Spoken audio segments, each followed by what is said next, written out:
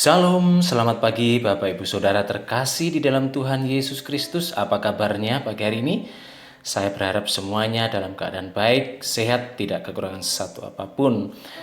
Hari ini kita sudah memasuki renungan Prapaskah di hari yang ke-31 dengan judul Apakah kamu sudah masuk melalui pintu yang sempit? Sebelum kita membaca di dalam Lukas 13:22 sampai dengan 27, mari kita berdoa.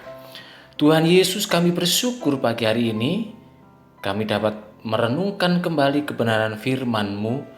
Kiranya Tuhan menolong, Allah Roh Kudus memberikan pengertian dan menerangi setiap hati kami. Dan terlebih mampukan kami untuk melakukannya di dalam kehidupan kami sehari-hari. Terpujilah Engkau Tuhan kekal selama-lamanya. Di dalam nama Yesus kami berdoa dan mengucap syukur. Haleluya. Amin. Lukas 13 ayat 22 sampai dengan 27. Mari kita baca.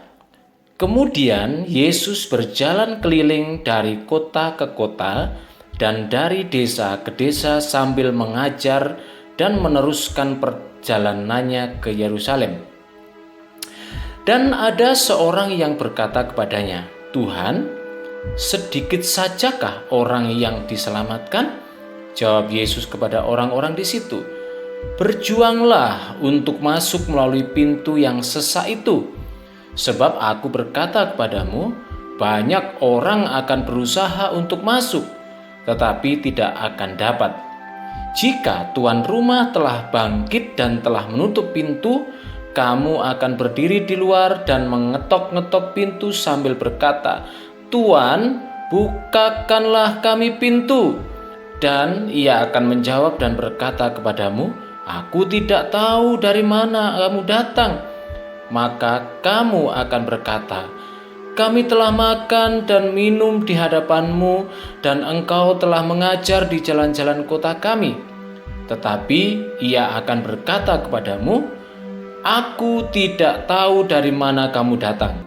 Enyahlah dari hadapanku, hai kamu sekalian yang melakukan kejahatan.'"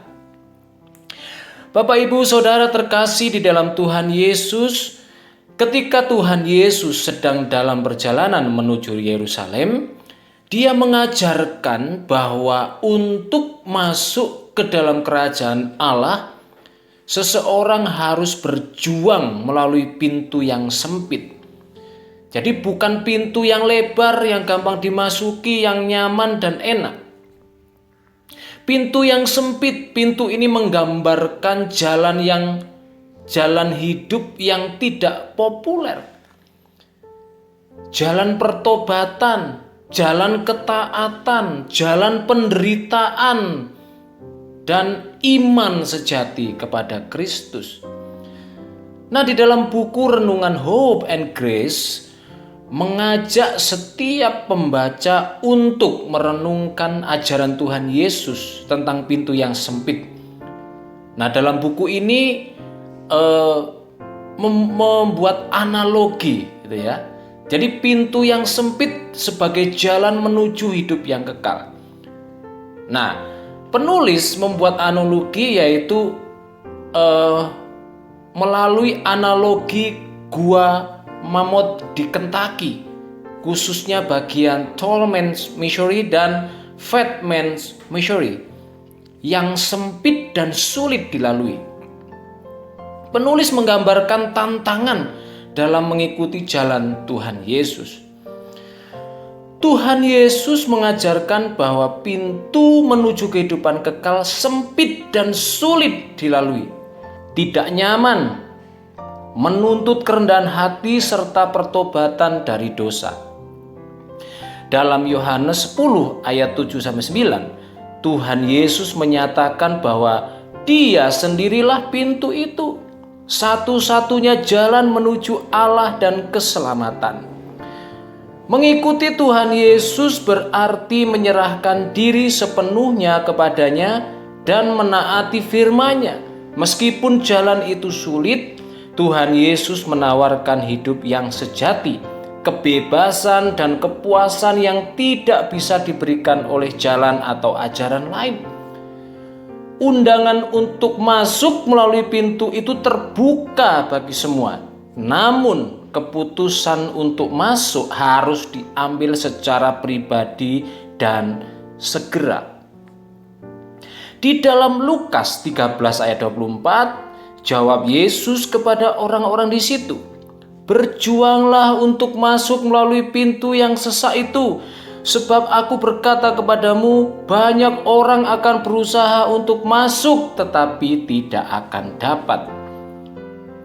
Artinya apa? Banyak orang akan mencoba masuk, namun tidak semua berhasil. Mengapa? Karena mereka mengenal Tuhan hanya di permukaan. Dalam ayat 26 sampai dengan 27, Tuhan Yesus menggambarkan orang-orang yang berkata bahwa mereka pernah makan dan minum bersamanya. Tetapi dia menjawab, "Aku tidak tahu dari mana kamu datang." Ini adalah peringatan serius, Bapak Ibu. Pengenalan secara lahiriah atau kebiasaan religius tidak cukup. Yang Tuhan Yesus kenal adalah mereka yang sungguh-sungguh hidup dalam pertobatan dan melakukan kehendak Allah. Pintu yang sempit bukan berarti eksklusif, tetapi menuntut kesungguhan dan kerendahan hati. Itu berarti menyangkal diri, memikul salib setiap hari, dan mengikut Kristus dengan setia. Bapak Ibu, mari kita renungkan. Apakah kita sungguh-sungguh mengenal Tuhan dan hidup menurut kehendak-Nya? Apakah kita telah bertobat dan menyerahkan hidup kita sepenuhnya kepada Kristus? Masuk melalui pintu yang sempit berarti hidup berbeda dari dunia.